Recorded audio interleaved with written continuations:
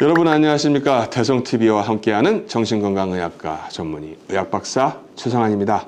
반갑습니다 여러분. 오늘은 말이죠, 좀 옛날로 다시 가볼게요. 군의관 시절에 전방 이제 모 부대 모 사단 소속에 저는 전차대대에 근무를 하고 있었어요. 사단 의무대라고 해서 사단에는 이제 여러 군의관들이 있어요. 사단급에는. 근데 저는 따로 떨어져 있었죠. 사단 의무대라고 하는 곳은 일종의 이제 사단의 종합병원처럼 의무대가 운영되고 있는 겁니다. 뭐 치과 군의관도 있고 한방 군의관도 있었고, 하지만 이제 저 같은 정신과 군의관은 마침 없었어요. 이게 전방 사단에는 그럴 수가 있습니다. 없을 수가 있습니다. 군인들은 정신력이 강하기 때문에 정신과 문제가 없는 걸로 볼 수도 있죠. 요즘은 많아졌지만요.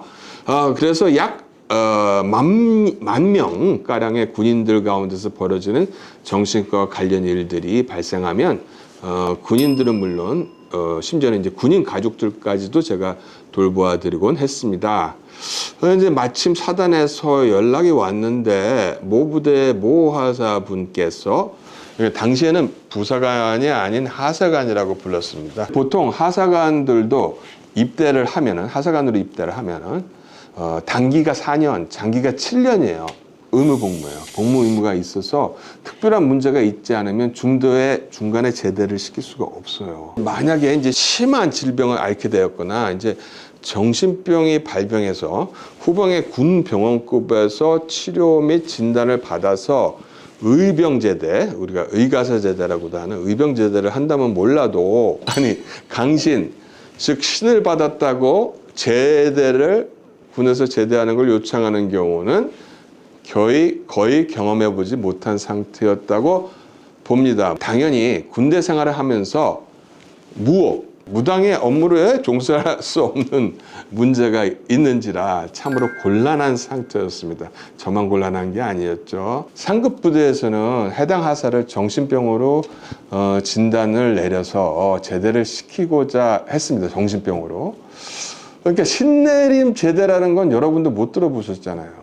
의무 복무 기간을 다 마치고 제대하는 것이야 아무도 안 말리지만 군 복무 기간이 한참 남았으니까 또 덧붙여서 비슷한 사례가 발생했을 때 비슷한 상황에 있는 모두에게 적용해 줘야 되는데, 그러면 강신했다고 다 군대에서 빼줘야 되느냐, 그런 고민도 있었습니다. 그런 거로 이제 사단 내에 한 명밖에 없는 그 당시 우리 사단에 정신과 군의관인 제가 같은 사단, 다른 연대에 소속되어 있는 해당 하사관과 면담을 하게 됩니다. 몇 차례 따로 면담을 해본 결과 망상이나 환청 등이 없고 기타 증상이 없었어요. 단 아주 중요한 포인트는 이 하사관을 무병이나 신내림을 인정하지 않는 정신과 의사가 진단할 경우 종교적 망상을 보이는 정신분열증 혹은 종교적 망상을 보이는을 뺀 그냥 정신분열증으로 진단할 가능성이 높습니다. 이렇게 되면은 아주 불명예 제대까지는 아니지만 병이 있는 걸로 돼버리는 거죠. 정신병이 돼버리는 거죠. 그러니까 우리나라에서는 종교적 망상을 보는 것은 기독교 신앙과 관련된 망상이 제일 많았고요. 그 다음에 이제 대순진료교나 이제 남모호랑개교 신자의 경우 많았습니다. 간혹 군대에 입대하기를 거부하는, 즉 총을 들어 살상하는 것을 거부하는 여호와의 증인 신도들이 예전에는 아예 집총 거부, 뭐 양심적 병역 거부, 종교로 인한 병역 거부가 아니라 아예 정신병 진단을 받아서 군대에서 면제되는 경우가 많았었습니다. 근데 하지만 현재로서는 이제 양심적 병역 거부라는 사유로 군에서 입대하지 않고 대체 복무를 더 길게 하고 있다고 합니다. 그래서 이 하사관의 증상과 병명은 없으며 결론은 신내림입니다. 신내림. 그리고 조치는 군 복무 부적격자 처리입니다. 요즘에야 별 큰 불이익이 없어 보이는데 그 당시 1990년대만 하더라도 군복무 부적격자 처리를 받으면은 사회에 나가서 불이익이 많이 있었어요. 그걸 감수하고도 무속을 하기 위해서 제대하겠다는 거죠. 그런 마음을 제가 충분히 이해했고, 또 이제 그걸 갖다가 이제 우리 사단장님이나 그 연대장님, 사단장님까지 그 투스타까지 다 인정을 해주셔서 부적격 처리로 나가고 정신병으로 제대하지 않은 그런 케이스입니다.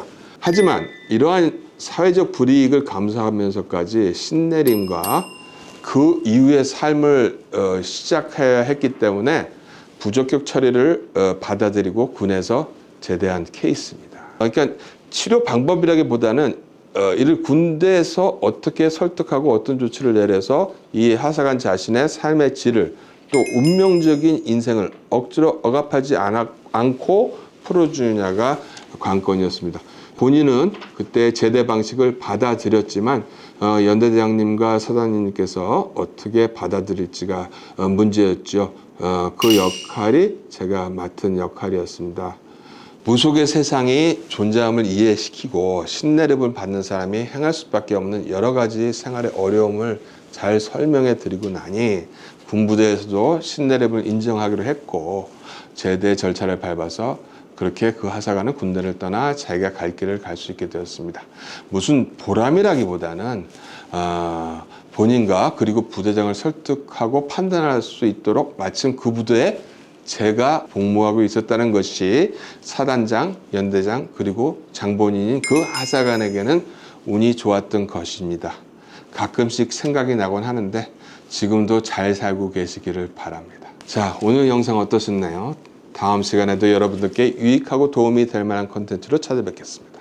만약 알고 싶거나 궁금하신 내용이 있다면 영상에 댓글로 남겨주시고요. 잊지 마시고 구독, 좋아요 부탁드립니다. 감사합니다.